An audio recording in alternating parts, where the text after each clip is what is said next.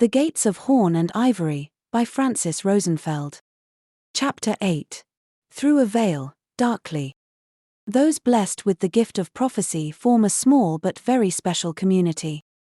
They instinctively seek each other's presence, they are drawn to those who are similarly blessed. If they are mortal, they become oracles and seers whose wisdom is sought and revered, and people travel from far away to seek their counsel. They are the living vessels of the gods, who speak through them in cryptic messages, which are only understood in retrospect.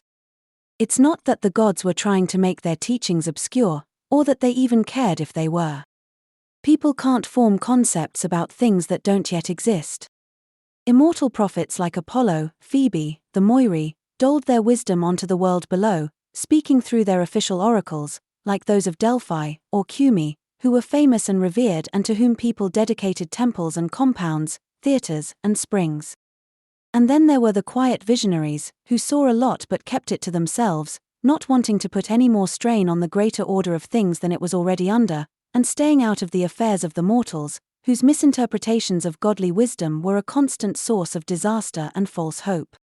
Persephone had gained enough wisdom in Hades to understand that not all the figments of the mind were meant to be taken at face value, and only a precious few were meant as prophecy.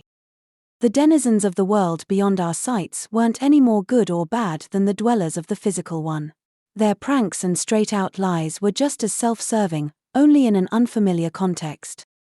It was another realm, out of sight but just as real as the world of the senses, whose artifacts occasionally slipped into our range of perception to surprise and awe us, its bewildered inhabitants. Just because a vision, or a dream, had come from beyond, that doesn't make it trustworthy. Future truths like to hide behind shiny objects, just like present ones, and cryptic prophecy can suddenly flip on its head in relationship with what actually happens, to reveal it meant the exact opposite of what was hoped. And yet, people seek to see into the future, and go to great lengths to receive the oracular wisdom, because they hope the latter reveals the will of the gods. Persephone knew for a fact the gods rarely cared, most of them, anyway.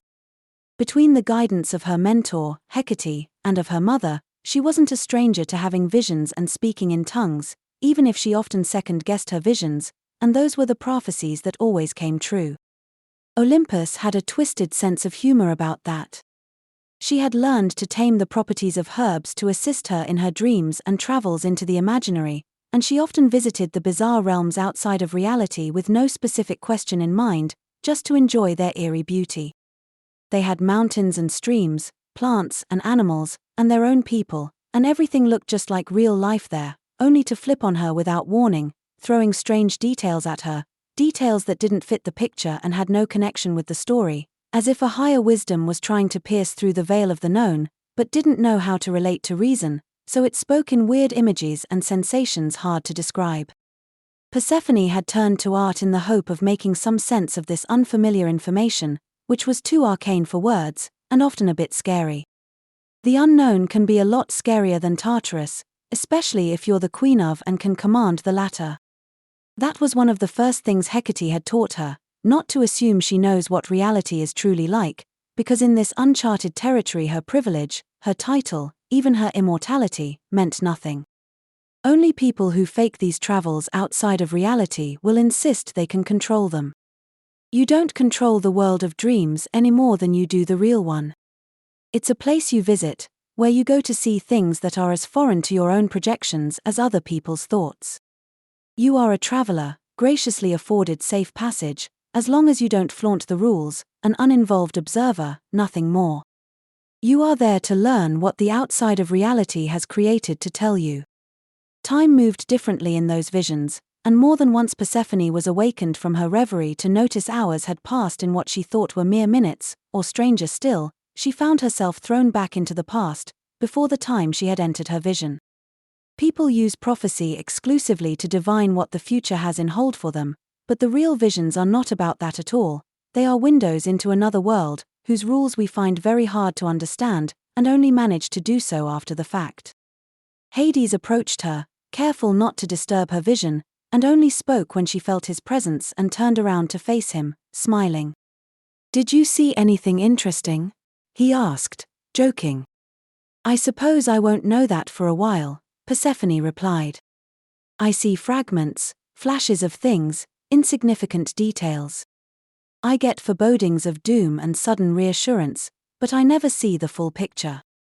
What good is it to see things you can't understand? Maybe we're not supposed to peek through that veil, he commented. Maybe there is no set future, the figments of the land of dreams are constantly in battle with each other, and what we experience as our future are the winners. Maybe what you just saw in your vision was hanging onto a leaf in the elm of false dreams only moments ago. But where do you think these figments are coming from? They always feel like they emerge from nothing, but things, feelings, concepts, they can't be made from nothing.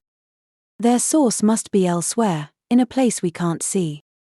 Doesn't it bother you that we can't see past that? She asked Hades suddenly.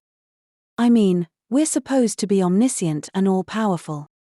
Where did you get that idea? Hades retorted. We're making things up as we go, just like mortals do. We just have a longer time frame for our mistakes. What is the meaning of all this, then? It can't be all about sacrifices and offerings, can it? There doesn't seem to be any reason to take one path instead of another. Everything looks equal in value and only interpretable in retrospect, for all the good that does. Last night I had a vision of a beautiful golden chalice I'd never seen before, and this morning it was waiting for me in the middle of the table in the palace hall. What does that mean, my lord? Persephone had great regard for her beloved's wisdom and often sought his counsel when things got too thorny to tease apart alone. He had seen a lot, and experienced a lot, and he often had insights into things she never would have guessed. She always called him Lord under such circumstances, and Hades was pretty sure she wasn't even aware of it, a detail he found endlessly entertaining. Persephone, you're thinking too much, he countered, amused. Life here is reasonably pleasant, is it not? Why don't we put that in the not broken category and enjoy it? Forget about the golden chalice, maybe it was a gift from Minos. He's always trying to get on our good side. You know very well it wasn't a gift from Minos. Persephone looked at him, serious. So maybe you brought it to reality from that land of dreams you so love to frequent. What of it? Speaking of, be careful in there, my love. You might get lost in your own visions one day and it will be a bear of a task to find you. But how does one turn thought into things? The chalice is real. Maybe there is nothing else but thought, Hades replied, distracted. What does it matter? I'm here, you're here, we're home, we're happy. Can't that be enough? But what if it isn't real? Persephone asked. Especially if it isn't real. If we all live a dream, if everything is a figment of our imagination, as insubstantial as fog, if all our accomplishments and secret yearnings are nothing but illusions, if there is nothing to leave behind, because there is no before, or after, just a continuous experience of being in the present that we make up as we go and disappears when we do, then the one prayer we have to find meaning in this experience, and the only thing that matters is for this dream to be a pleasant one. After all, what would better epitomize the essence of Tartarus than the fact it's not even real, it only exists in your head, an artifact your mind carefully constructed for itself, your custom-built ultimate prison made from your own thoughts and fears. The realms of bliss and despair are not places, they are states of mind. I want you to be happy with me, Persephone. His eyes warmed up with deep and abiding affection, and just a tinge of worry. Of course I'm happy, she smiled, while her eyes welled up with tears and she threw her arms around his neck. It is because I'm happy that I am afraid. I don't want this to be a dream that I wake up from one day. I love you. This is my home. I have friends and mentors, and my mother. What would be the point of existing forever in the absence of all that? I'll be here for as long as you want me to be. What in places brought up all this existential angst? Did something happen? Hades frowned. I dreamt we were mortals dreaming we were gods, Persephone whispered. Hades laughed heartily and kissed her. You are what you think you are, my love.